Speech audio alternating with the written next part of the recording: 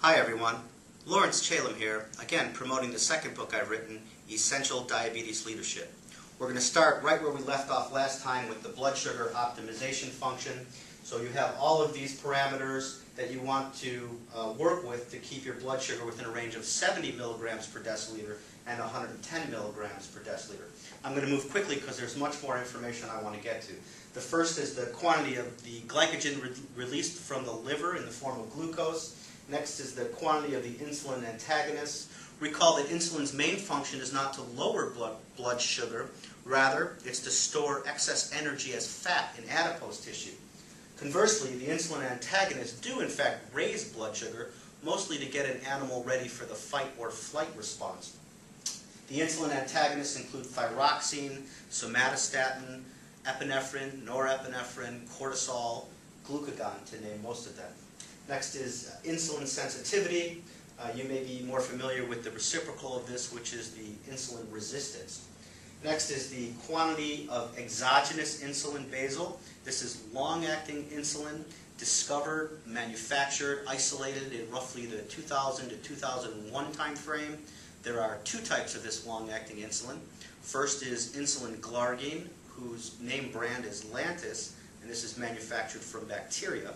And the other is insulin detemir, which is manufactured from fungus. Next is the amount of activity one pursues.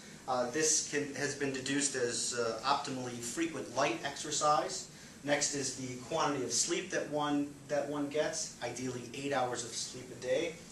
And temperature, humidity, and pressure. One example of this that I gave in the last video is that as temperature decreases, blood sugar increases, and vice versa. Finally, alpha, the Greek letter that represents all negligibly affecting blood sugar, and that includes the pH of blood, the pH of the food you eat, the amount the intestinal wall is stretched, and surprisingly, the consumption of fat and protein both affect blood sugar in a negligible way. So this is a segue to the items, the parameters that were taken out of the optimization function, and that includes significantly the consumption of carbohydrates. This affects blood sugar in a very, very big way. Next is the quantity of endogenous insulin. Now recall that this blood sugar optimization function is for type 1 diabetics. If I were to make this for type 2 diabetics, I would take this and put it in the function, and then I would take out exogenous insulin basal. If we're putting in insulin manufactured in the body, we would take out the exogenous insulin, that is the insulin, the synthetic insulin that we get from the drugstore. Next, these two others, I'll go through real quick. The rate of gastric emptying, it's only if we're talking about carbohydrates that this matters, and the renal excretion of sugar, that is, as blood sugar gets to be about 240 milligrams per deciliter and higher, it's the kidneys that have to work extra hard to remove that sugar from the body. So that said, this function makes absolutely no sense if it turns out that carbohydrates are an essential macronutrient to the body.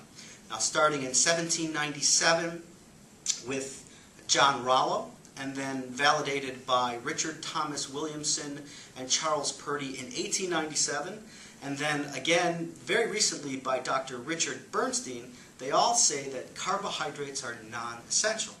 Well, what's the evidence for that? Well, today I'm going to show you that evidence.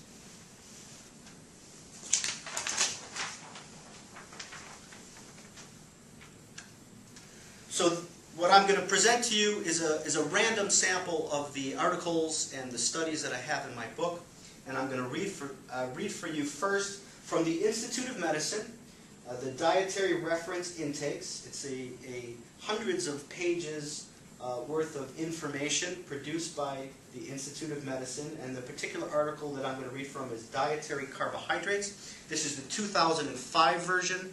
It's been updated since 2002, and of course will be updated again, I believe, in 2010. So here's the first paragraph of that article of Dietary Carbohydrates. The lower limit of dietary carbohydrates compatible with life apparently is 0.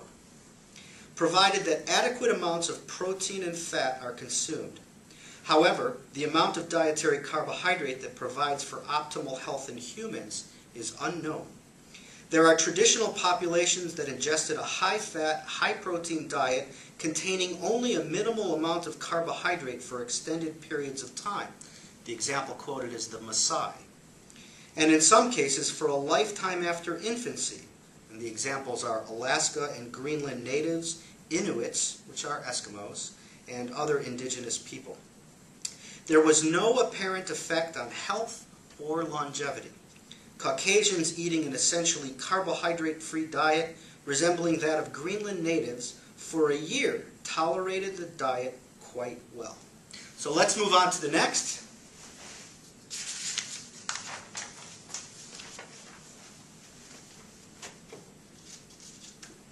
This is going to be from Dr. Eric Westman. And the actual article is entitled, "Is Dietary Carbohydrate Essential for Human Nutrition?" This is from 2002, also available on the internet. If you just search the words, "Is dietary carbohydrate," perhaps adding Eric Westman, you'll be able to read the full article. I'm just going to read a few sentences. Dr. Westman writes, "In exploring the risks and benefits of carbohydrate restriction, I was surprised to find little evidence that exogenous carbohydrate is needed for human function." From another paragraph, "The most direct way to determine whether carbohydrate is an essential nutrient is to eliminate it from the diet in controlled laboratory studies. In studies involving rats and chicks, the elimination of dietary carbohydrate caused no obvious problems." And from another paragraph, "The usual way to discover the essentiality of nutrients is through the identification of specific deficiency syndromes. I found no evidence of a carbohydrate deficiency syndrome in humans. Protein deprivation leads to kwashiorkor." I'll post that for you.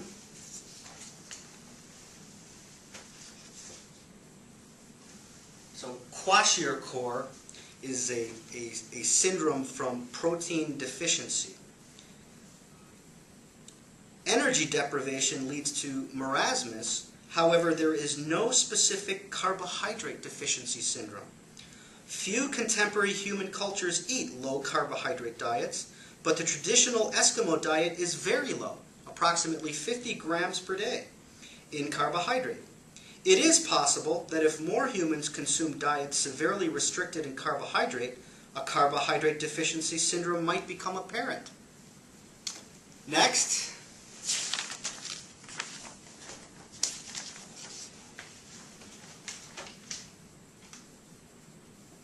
So this is from Kulston, Hollenbeck, and Raven. Raven is a very famous researcher. So the article is titled, "Deleterious Metabolic Effects of High Carbohydrate Sucrose-Containing Diets in Patients with Diabetes Mellitus." You could just Google deleterious metabolic effects, perhaps with one of these authors, and you'll be able to read this also in your browser. I'm only going to read for you the conclusion. "These results document that low-fat, high-carbohydrate diets containing moderate amounts of sucrose, similar in composition to the recommendations of the American Diabetes Association, have deleterious metabolic effects when consumed by patients with diabetes for 15 days. It seems prudent to avoid the use of low-fat, high-carbohydrate diets containing moderate amounts of sucrose in patients with diabetes."